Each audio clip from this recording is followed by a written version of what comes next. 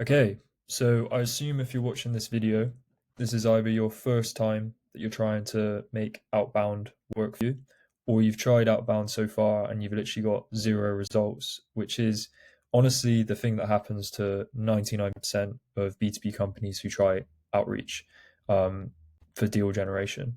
So in this video, I'm going to show you what most teams are doing wrong and what you most likely are doing wrong, and a step-by-step tear down on bad defaults and some better mental models that you can apply literally today. If you are interested in kind of learning how to do outreach the correct way, um, or kind of outsourcing it for yourselves, you can book a call with the link below. But other than that, let's get into it. So one of the biggest mistakes people make is they start with tools and not on motion. And I've seen this at big enterprise companies quite a lot, is obsessing over which sequencer or CRM or enrichment tool that they're going to use without actually proving a story that works first. So the tools that you use, don't get me wrong, they're important. Like they will amplify and put steroids on stuff that's already working, but they're not going to invent a story or a resonance that actually the market cares about just by using a specific tool. Another issue that they come across is they chase signals and ignore the market. So you see these people obsessing over signals, and signals are like these public signals are only going to give you 3 to 10% of the market, if that, like a tiny slice of it. And they're only going to really be showing people who are already warm and are actually interested in your offer. But a good go to market strategy should actually help you convert the cold 90%, um, not just catch like those few who are in the market right now. And as you can see from this diagram, like only a tiny amount are buying now, only a tiny amount are actually open to buying, and this huge amount here are the ones that you also want to be persuading over time with your outreach. Another mistake people make is they write for a market and not an actual human. I've made this mistake myself as well. When you do this, your messages feel really generic because the audience is too broad, and prospects will respond with what feels like it's for them. So, like when you make one email and send it to one list, it is extremely difficult to make that email sound like it's been written for that one person. Even with AI personalization, like talking about the company and everything like that, if you haven't with your team thought about the different segments or the different actual personas in that industry, it's really hard to make that email sound like it was written for them and you've not just mass sent that to the whole market.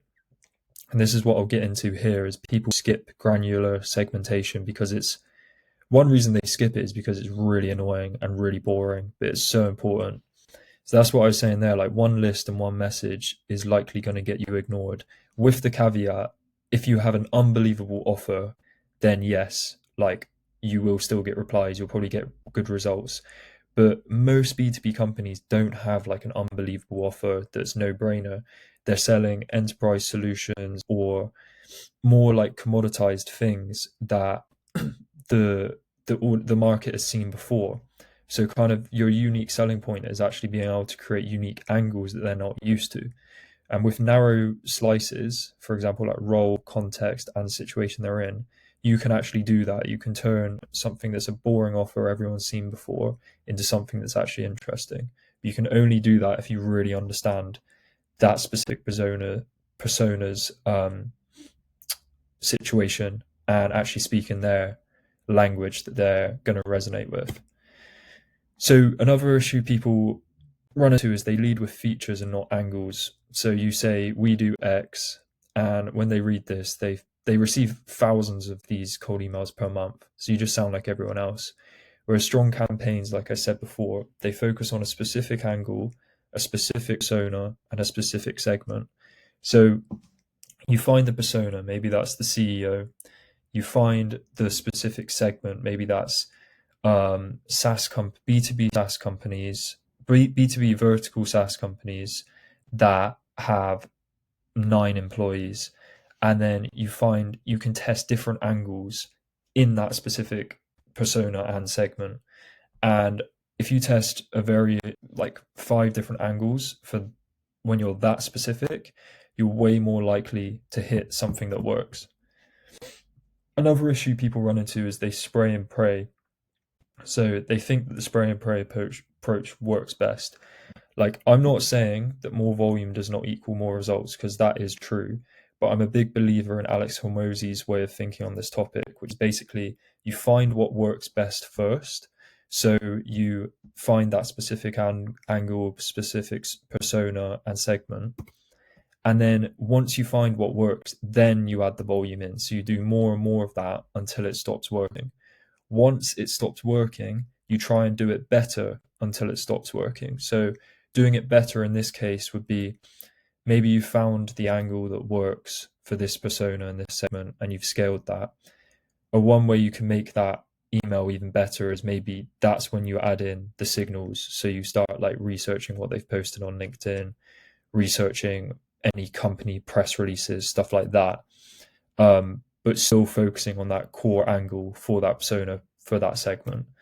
And then once you've done that and you've scaled it for as far as it can go, only then should you do something completely new, which is like testing new segments, new personas, new angles after that. And how this translates into email is exactly what I just explained there. Another issue people run into is they rely on long automated cadences. So this is so outdated. The 10 to 15 steps, sequences, just don't bother. Don't do it anymore. You need short, sharp mini sequences that feel handcrafted. So they focus on that one angle for that persona, for that segment. And in this, I recommend maximum 3 steps. I usually just do 2 because that's going to be where you get the majority of your results, is in those first 2 emails. You guess instead of testing. So people bet on opinions and anecdotes instead of running these very, very controlled tests of angles. Double down on what earns real replies. I've seen this so many times. You'll jump into meetings and people will just say, we should go with this email because of their experience in the market so far. But until you've actually tested that in cold outreach, being super specific, you actually don't know yet. And then they measure the wrong things. So people obsess over send count and open rate. One thing, you should not even be tracking open rate. It's not a metric that's good for your deliverability. And reply rate and positive reply rate are way more important. But you also need to be tracking qualified replies and the qualitative why within those replies. So like, not just a positive reply, like obviously track that, but you also need to track what they were saying in that reply and the reasons why they replied, because a lot of the time the market will tell you why they replied. People also ignore qualitative feedback. So numbers without notes is slow learning loops. Whereas if you capture verbatim quotes and mine the actual language that the buyers are using when they reply to you, you can add that back into new campaigns so that you're able to speak to those segments even more specifically than you did on the last run. Another mistake is they treat product market fit as a substitute for messaging. So if they say like, if we had product market fit, outbound would work for us. So don't get me wrong, outbound will work way better when you have product market fit or if you have this amazing offer. But message market fit is kind of the tip of the spear for cold audiences. So before they're even, for that like 90% of the market that isn't ready to buy yet, the message is actually more important because that's how you start these conversations. Like if you just go in with the product, then they're not ready to buy yet anyway. So there's no point in them replying to you. Whereas if you have a message that you know the market resonates with, the entire thing, then you can start getting these replies, start jumping on these calls. And even if they're not ready to buy now, you're at least getting feedback and having conversations with the market, which help you down the line. So another mistake people make is they don't tailor value to context. So it's the same promise to widely different subsegments. And this is just the same issue of having one list and one email. Like people's situations are not the same. They can be vastly different in one market. You need to map pains, triggers, and outcomes to each one of those micro segments. And when you do this, you'll realize how different the emails sound and how much more like specific and personalized they are to those people's situations. Another mistake people make is they don't earn attention first. So they pitch straight away before interest exists. And for like no-brainer offers, obviously this can work and you can just scale that with like a spray and pray approach. But for like more complex offers, which are most B2B products and services, the first goal is basically that pattern break. So actually getting people to open the email, getting people to read it and be curious. Second bit is curiosity. And then the third bit is actual conversations. Another mistake people think is they think lead gen and not market conversion. So they're chasing form fills versus shifting beliefs at scale. So great outbound changes minds across the entire target market over time, rather than just pinching that top 3% who are ready to buy now. Another thing is they make buyers do the mapping. So the prospect has to translate your email into how it fits their world. And that's the issue with these like one templated emails and sending it to the whole list, is because they have to be like, oh, okay, so how does this offer fit into my exact situation?